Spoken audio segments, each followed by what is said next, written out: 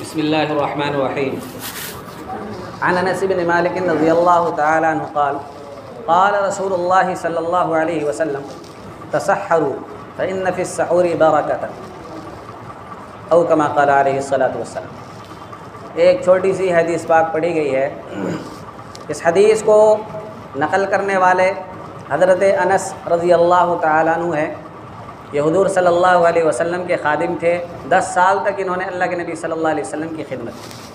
یہ فرماتے ہیں کہ اللہ کے رسول صلی اللہ علیہ وسلم نے ارشاد فرمایا کہ ہم لوگ روزہ رکھتے ہیں تو سحری کرتے ہیں۔ تو سحری کیوں کرتے ہیں؟ سحری کرنے سے کیا فائدہ ہے؟ سحری کیوں رکھی گئی ہے؟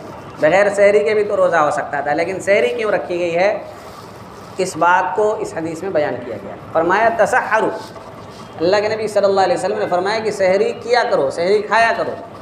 کیوں؟ اس سے کیا ہوگا؟ فرمایا فإن فی السحور برکۃ، اس لیے کہ سحری کا جو کھانا ہوتا ہے، جو کچھ بھی انسان سحری میں کھاتا ہے، فرمایا اس میں برکت ہوتی ہے۔ اور برکت والا کھانا آدمی زندگی بھر کھانا کھاتا رہتا ہے، کسی کھانے کے بارے میں اللہ نے نہیں کہا کہ وہ برکت والا ہے، لیکن صبح اٹھ کر کے جو روزے کے لیے ہم سحری کھاتے ہیں، اس کے بارے میں اللہ کے نبی صلی اللہ علیہ وسلم نے بتایا کہ یہ سحری برکت والی ہے۔ سحری کا جو کھانا ہے وہ کیا؟ برکت والا ہے۔ اگر برکت والا کھانا ہمارے اندر جائے گا تو اس سے ہمیں بہت سارا فائدہ ہوگا، تو ہمارا جسم بھی ٹھیک رہے گا۔ اگر برکت والا کھانا ہمارے جسم کے اندر گیا تو ہمارا جسم بھی صحیح رہے گا، صحت، تندرستی، طاقت سب کچھ باقی رہے گا۔ اسی طریقے سے روح کے اعتبار سے بھی ہمیں فائدہ ہوگا، تو اچھے اعمال کرنے میں ہمارا جی لگے گا، کیونکہ حرام اور سڑا ہوا کھانا اگر ہم کھائیں گے تو اس کی وجہ سے ہماری روح جو ہے وہ خراب ہوتی چلی جائے گی، جس کی وجہ سے اچھے کام میں ہمارا جی نہیں لگے گا۔ کہا جائے گا نماز پڑھنے تو نماز پڑھنے کو ہمارا من نہیں کرے گا، لیکن برکت والا کھانا جب ہمارے اندر جائے گا تو اچھے اعمال سب جو ہے وہ کرنے میں خود ہی ہمارا جی لگے گا، شوق سے ہم کریں گے اور ہمیں مزہ آئے گا۔ اچھے عمل، قرآن پڑھیں گے تو مزہ آئے گا، نماز پڑھیں گے تو مزہ آئے گا۔ تو سحری جو ہے برکت والا کھانا ہے، تو جو آدمی سحری کرتا ہے اس کے اندر برکت جاتی ہے، اور جو آدمی سحری نہیں کرتا ہے وہ اس برکت سے محروم ہے۔ اس لیے جب آدمی سحری کھائے تو یہ سوچتے ہوئے کھائے کہ میرے اندر کیا برکت جا رہی ہے، میرے اندر کیا جا رہی ہے؟ برکت جا رہی ہے۔ ایک بات، اس کے بعد ایک اور فائدہ ہے، وہ کیا کہ پرانے زمانے میں حضرت موسیٰ علیہ السلام کی قوم تھی جس کو یہودی کہتے ہیں، حضرت عیسیٰ علیہ السلام کی قوم تھی جس کو عیسائی کہتے ہیں، کرسچن کہتے ہیں۔ تو کرسچن ہیں، عیسائی ہیں، یہودی ہیں، جو ہیں، یہ سب کیا ہے؟ یہ لوگ بھی روزہ رکھا کرتے تھے، لیکن ان کا روزہ جو ہوتا تھا وہ بغیر سحری کے ہوتا تھا۔ یہودیوں کا روزہ بھی بغیر سحری کے ہوتا تھا، اور عیسائیوں کا روزہ بھی بغیر سحری کے ہوتا تھا۔ اب اللہ کے نبی صلی اللہ علیہ وسلم نے اپنی امت کو ہدایت دی کہ اللہ تعالیٰ نے کہا ہے کہ رمضان میں 30 روزے رکھیں، تو ہو سکتا ہے کوئی یہ کہہ دیتا کہ عیسائیوں سے روزہ لے لیا ہے، یہودیوں سے روزہ کیا کر لیا ہے، اس میں داخل کر دیا، اللہ تعالیٰ کی طرف سے آیا ہوا دین نہیں ہے یہ، بلکہ محمد صلی اللہ علیہ وسلم نے کیا کیا؟ خود سے بنا لیا ہے، اور عیسائیوں سے اور یہودیوں سے ایک چیز لے لی ہے۔ تو اس لیے اللہ کے نبی صلی اللہ علیہ وسلم نے کیا فرمایا؟ اس لیے سحری کرو تاکہ پتہ چلے ان کا روزہ الگ ہے، ہمارا روزہ الگ ہے، فرق ہو جائے گا۔ کیا ہو جائے گا؟ فرق ہو جائے گا۔ کوئی یہ نہیں کہہ سکے گا کیوں، وہ تو روزہ بغیر سحری کے رکھتے ہیں اور ہم جو روزہ رکھتے ہیں وہ سحری کے ساتھ رکھتے ہیں۔ اسی طریقے سے افطار میں بھی فرق کیا گیا۔ یہودی لوگ جو ہیں وہ افطار دیر سے کرتے ہیں، 6 بجے ٹائم ہو گیا تو وہ 6:15 بجے، 6:30، 7 بجے بھی کر لیتے ہیں، لیکن ہمیں حکم دیا کہ جیسے ہی ٹائم ہو تو فوراً افطار کیا کرو۔ تو ایک فرق سحری میں بھی رکھا کہ ہم سحری کے ساتھ روزہ رکھتے ہیں اور وہ بغیر سحری کے روزہ رکھتے ہیں۔ دوسری بات، ہم افطار جلدی سے کر لیتے ہیں اور وہ کیا کرتے ہیں؟ افطار میں لیٹ کرتے ہیں۔ تو ہمارے اور ان کے روزے میں 2 فرق ہیں۔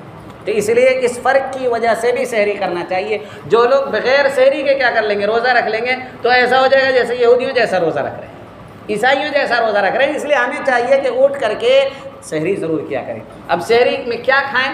تو اللہ کے نبی صلی اللہ علیہ وسلم نے فرمایا کہ سحری کا سب سے بہترین کھانا جو ہے اور کھانے کی چیز جو ہے وہ ہے کھجور۔ وہ کیا ہے؟